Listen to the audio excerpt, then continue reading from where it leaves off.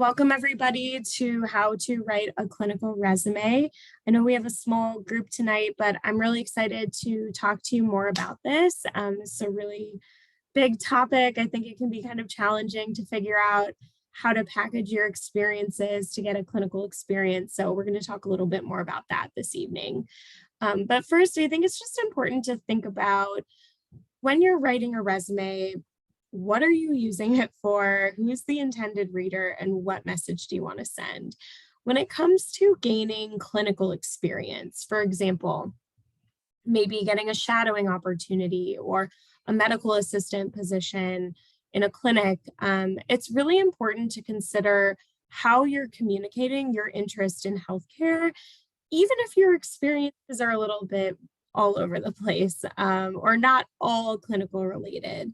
And I think it's really common when we have students who are on a pre-health track, for example, that they may be involved in volunteer positions and research and a bunch of extracurricular activities and clubs, and also have an interest in gaining clinical experience. So one thing that we're going to talk about tonight is what the purpose of your resume is and how you can package all of those different experiences that you have in a way that really highlights an interest in caring for patients.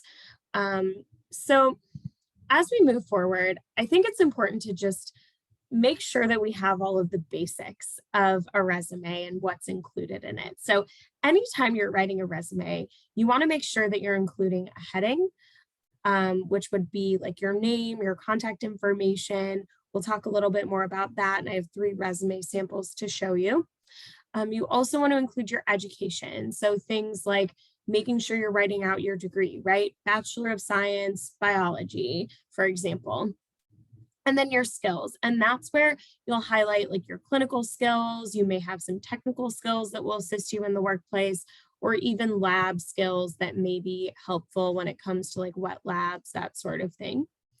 And then you also want to make sure that you're highlighting your experience. So on a basic resume, that could mean a lot of different things, but some of the ones that are most popular with students in the pre-health field would be like shadowing. So anytime you've shadowed a physician, if you're volunteering, what is your volunteer experience looking like? Who are you working with, right? Patient population is a big part of healthcare. And so thinking about if you're volunteering, what sort of communities do you typically volunteer with? Even if it's not in a clinical setting, it might demonstrate soft skills. So you want to make sure you're including that. Any internship or part-time job experiences, transferable skills, as we'll talk about a little bit later on, are a really big part of your interest in healthcare. And so we'll think about ways that we package transferable skills and how we really highlight those throughout our resume. Other things to include might be class projects. So for example, maybe you're a public health major and you've done some really interesting research or classwork related to issues in healthcare. That could be a really cool thing to put on a resume. Study abroad, leadership experiences, any research, awards or special programs you're in. So if you're in any like programs such as an honors college or a living learning community like BioFire, whatever that might be, you may want to put that on there. And then finally, any teaching or tutoring experiences. When we think about healthcare and engaging in a clinical setting, one way that you might demonstrate your skills is by your ability to explain complicated topics to other people. And so teaching and tutoring can also be really great on a resume. So moving forward, one thing that's really common, especially with a clinical experience, is to consider if an objective is important. For example, some students will put an objective related to getting a position in a specific type of clinic. Like maybe they really want to work in like a local community clinic, or they have an interest in working in a pediatric office. Whatever that might be, you may end up putting something like that on there. But if you choose to add an objective, you want to make sure that you're being specific. So, what specifically are you hoping to gain experience in? Personalize your objective to the reader. So reference, a shadowing position with a physician who focuses on, pediatric support. If you're interested in getting EMT certified and becoming an EMT, be direct about that, right? So think about your objective really, really clearly, especially in the context of clinical. Be concise, so we don't need a whole personal statement. This isn't a cover letter, right? This is your resume. If you want to add a cover letter, which typically you would have some sort of personalized outreach that goes along with your resume when you're trying to gain clinical experience, you would be able to add more detail in that part. So this is really just to be very succinct, like a one-liner about what you're looking for. Don't use I or me, so you'd want to omit those from your statement. And then consider when you want to reference long-term plans. So if your goal is to eventually become a neurosurgeon, that might not be the objective that you put on your initial resume, right? You're pretty far from that. Maybe your objective right now is to gain experience in a clinical setting. That's maybe a more realistic objective for today, because there's a lot of things that you need to do before you get to that point where you're a neurosurgeon, right? So moving on to the education section, I really want to emphasize the importance of writing out your degree properly, right? A lot of the people that you may be working with might also have degrees. And so you want to show that you're aware of what your degree is called, that sort of thing. And a lot of times the degree that you put on your resume could be a really great talking point with somebody as you're getting a clinical experience or seeking one out. So you want to be clear about the level of education you're pursuing right now. Pre-health is a long journey. You're at the Bachelor of Science phase, most likely, if you're pursuing a BS, right? And so you want to write out Bachelor of Science and then the name of the degree. So Bachelor of Science, microbiology, or Bachelor of Science in microbiology. A lot of people say bachelor's. That's one of the most common mistakes we see, but it's actually just bachelor, singular. And you also don't want to put majoring, because major, like you could focus on microbiology at the bachelor, master's, or PhD level, right? So we want to be really clear about where you are. You should always say University of Maryland, College Park. There are multiple University of Maryland campuses, including a medical and dental school. So make sure that you're clear about where you're currently attending school and your expected graduation date. So when we're talking about education on a resume, you don't actually need to put a date range. You just put the date that you anticipate earning your bachelor's degree. You'll want to add a matriculation date if it's applicable. So the only time I typically see folks actually add when they started at Maryland and when they're anticipating graduating would be like maybe if they're transferring, or they want to make sure that they're really clear about their academic timeline because they've gone to more than one school. I also recommend adding your GPA if it's above a 3.0. If it's not currently above a 3.0, just leave it off. You can talk about it with a bit more context in a conversation versus having that be the thing that maybe like draws a lot of attention. This is the initial like brag sheet, right? So we want to put your best foot forward here. If there's some things that maybe you're still working on improving, you can explain those a little bit later. And then finally, you want to make sure you're standing out from the crowd. So sometimes I'll see people put relevant coursework on their resume. I would say with clinical, like when you have a Bachelor of Science in biology, for example, a lot of you are probably taking the same courses, and so it may not be necessary to list every single course on your resume. You do want to make sure, however, that you reference any special programs or honors in your education section. So I'll see sometimes people put like BioFire on there. That's a really great program, though we'll talk about this a little later. But if you are in BioFire, you should also put that as an experience a little bit later on. So now your experience sections. This is where you'll include things that are a bit more personal to your professional interests. So things like your artistic endeavors, community service with a medical context, conferences you've attended, extracurricular activities, hobbies. These are all examples of ways that you can categorize your experience. One that I think can be particularly interesting is like public health experience, or a lot of times I'll also see students write clinical engagement, which could include a mix of volunteering, shadowing, any like coursework you've done, right, that's related to that. Maybe you've gotten like a certification in a clinical setting like EMT, whatever that might be. So I want you to just make note of these titles and consider if there is one that maybe speaks most closely to where you're at right now. You can package your experiences in different ways, but what's most important is that you're able to really highlight the strengths of your experience and your interest in clinical exposure. So kind of moving on, it's really important, and we'll actually look at some samples, but that you have very concise but detailed bullet points. Now, detailed but concise, what does that mean? It means that when you're adding information, you're trying to make sure that you're using one, a strong action verb to start each bullet point, and two, that you're trying to quantify your experience whenever possible. So rather than just saying supported patients at the clinic, you might say supported however many patients you supported in checking in and doing intake paperwork for this clinic focused on this health issue, right? So we're getting a little bit more specific here. So you really want to think about the quantity, showing why it's impressive, how this is relevant, and ideally demonstrating to your resume reader how you might fit into their clinical setting as well. It's also important to consider, would an outsider understand your experience and impact? So is this something that's written in a way that's really clear where anybody would understand why this is important and connected to clinical?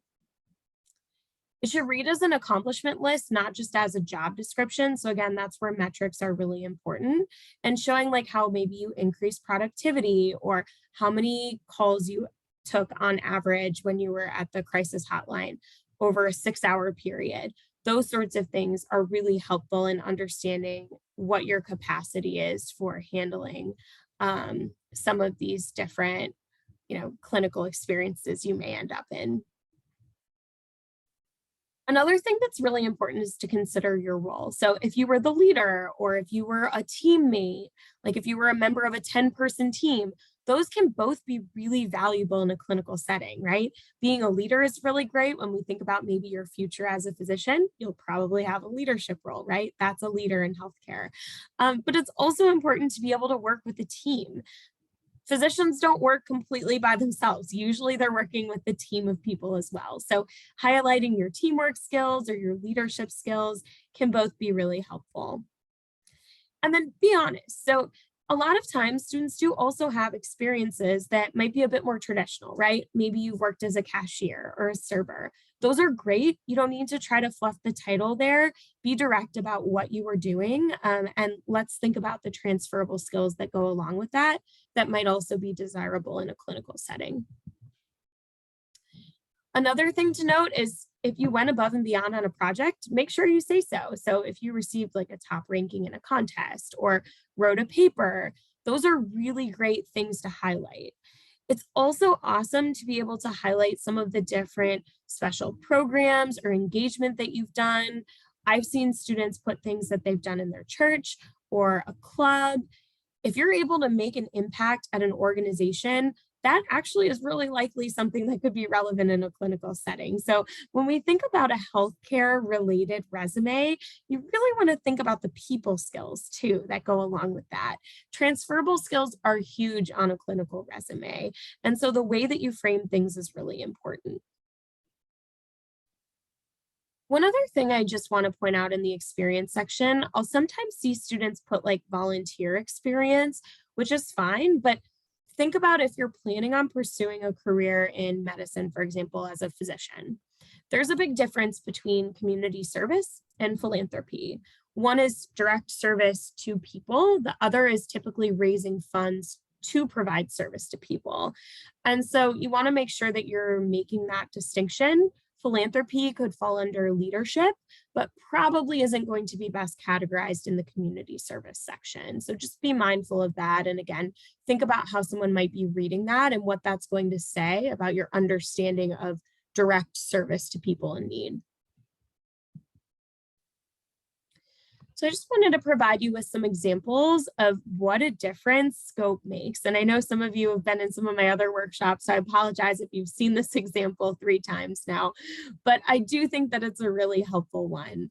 Responsible for residents in a hall versus council and responsible for 60 residents on academic transition and social issues is those are very different, right? One of those gives us a really good sense of why it's impressive, and the other one sort of seems just like a simple task. It's not a simple task being an RA. Those of you who have lived on campus know, like RAs work really hard.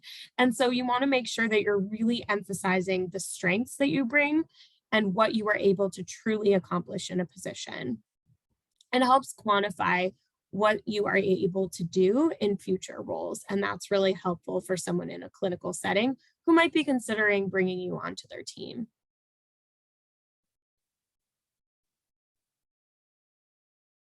So some other things that I think are just important to highlight, we want to make sure that these are really clear and concise. So making sure your font's not too small. Someone might print this out and you don't want them to need a magnifying glass to read it, right?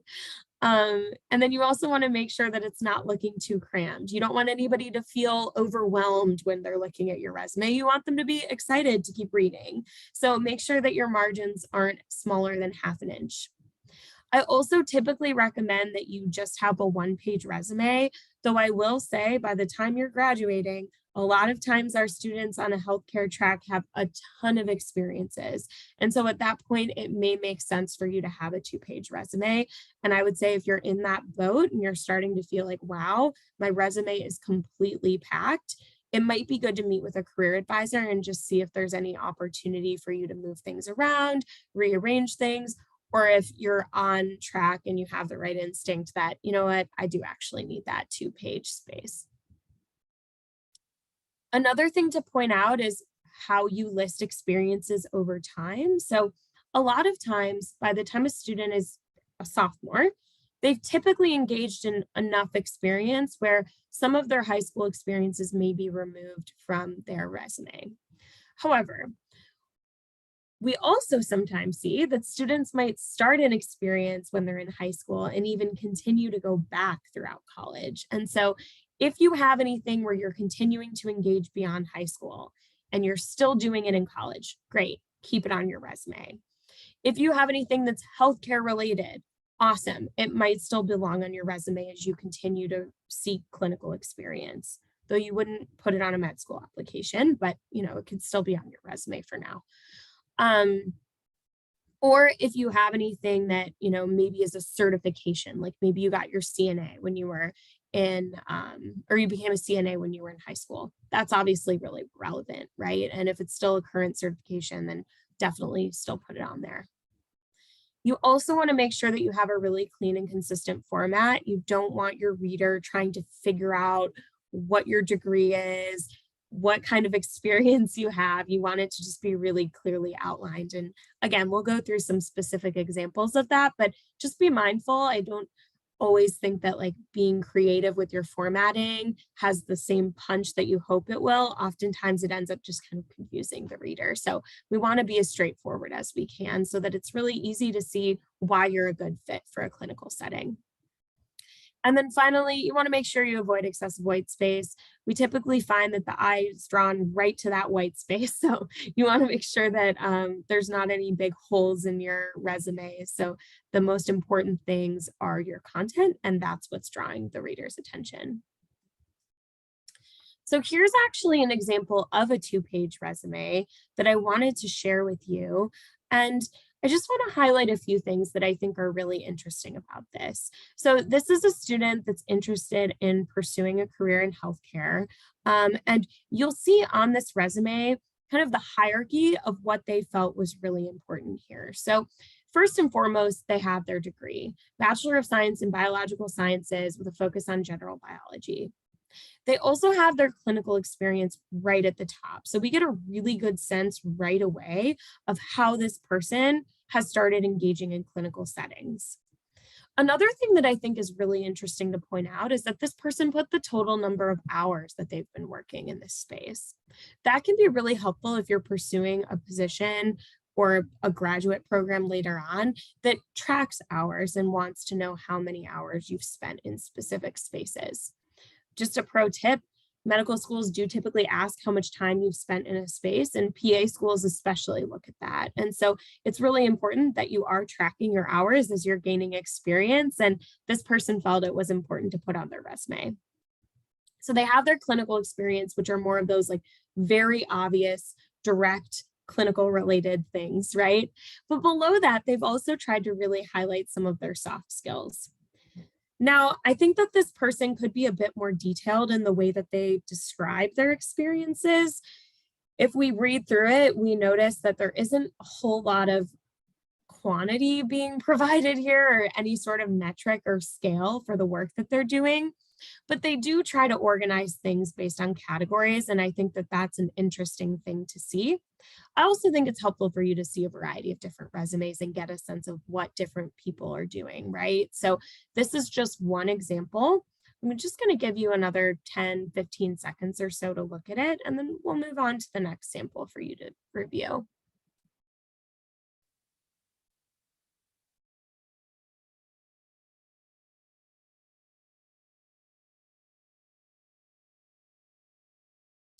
All right, so here's another example that I think is really interesting. And I actually have like removed all of the information from here, so hopefully it's not identifiable. But this is a student who, again, also had an interest in healthcare.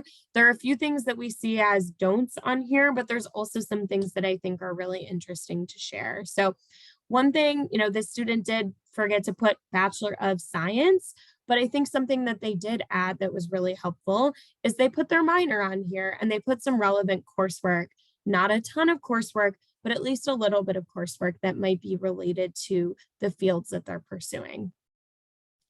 Additionally, they have a section called relevant experience where they've tried to put a mix of their research, their shadowing, and their volunteer experience that all have clinical ties. So this person was really trying to highlight right off the bat that they have an interest in healthcare by packaging all of those in one section together. Below that, we see some of their professional experience, which is all in the lifeguard field. So that's something that I think is really interesting, just showing the different safety things that they were able to do. And you'll see in some of the descriptions, like they responded to medical emergencies. So again, still very clinical in nature. We're seeing that all of their clinical related experiences are higher up on their resume. Below that, we see that they felt it was important to highlight leadership. So they've got that on there. And I think that that's a really effective way to highlight through like teaching assistant and through a safety officer for the UMD Sports Rec League, how those two different positions both highlight their leadership skills, which they feel is important in a clinical setting. And as we've already discussed, it is relevant, right? And then finally, one thing I really want to emphasize that I do think this person did pretty well here is their accomplishments and certification list. So this person had a pretty robust list of certifications, and they made sure to include the month and year that those certifications were earned. And if they're current, like if there's an expiration date for that certification, they've been sure to put that. Finally, at the bottom, they put some of their different skills and interests. So they listed some different things that could be talking points in an interview. This certainly isn't required, but we do sometimes see that students appreciate putting their interests on their resume so that employers have something to talk about with them in terms of like personal things that are unique.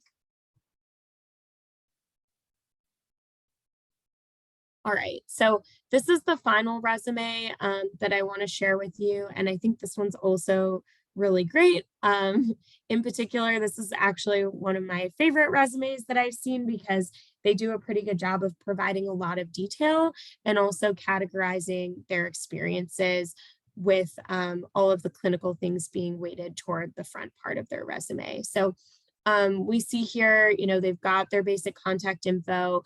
They list their honors college. They list the college they're attending. They've got their degree. Probably the only typo is bachelor's, right? So we want to make sure we put Bachelor of Science, not bachelor's apostrophe S. And then they have their current cumulative GPA and they include their science GPA just to add a little bit more punch since their science GPA is significant. From there, they also make sure that they're listing where they've done different shadowing experiences, highlighted internships in clinical settings. These were over a pretty broad period of time, right? So beginning in 2018. And then moving down farther, we see that they've also done a lot of clinical research experience. So they made sure to put that, and they actually listed the names of the projects that they worked on, which was really helpful. Going a little farther down, they show some mentorship experience where they actually helped with or where they were actually involved in a research project in high school, where they were mentored by a physician. And then below that, they list their work experience very briefly. On the second page, we see they've got a really good sense of scale, right? So when they're talking about like phi delta epsilon, they have like how many other e-board members they worked with, the fact that they organized weekly chapter events and fundraisers for this full calendar year, right? They mentioned a leadership institute that they attended, which is noteworthy. So really trying to provide as much detail as possible. And we see that continuing. They categorized like their volunteer experience as a part of leadership since they were a team lead. And they even highlighted being an honors college ambassador as a leadership experience. So again, we're really looking at these to see how do you get creative in categorizing your experiences so that they highlight all of the key things that someone in a clinical setting might be looking for. Your education, your clinical exposure, research experience, which oftentimes relates to your ability to follow procedures, understand ethics, those sorts of things, work experience, which is great in terms of accountability, leadership, which we know is a huge part of this role in community service and interest in helping others. And then finally, awards and scholarships, which are just kind of like a nice, impressive thing at the end. So some takeaways. This is not simply a way to describe jobs that you've done. It's also an accomplishment list. And I really want to challenge you. I know some of these didn't do as much with the metrics, but we know now how to add metrics. So try as best you can to highlight the impact that you make when you're in these experiences. Try to set yourself apart by being creative in the way that you categorize your experience so that you're really highlighting your strengths. And then make sure that you're writing the bullet points so that people can visualize you performing the task using strong action verbs, and then making sure that you're providing a scope of work.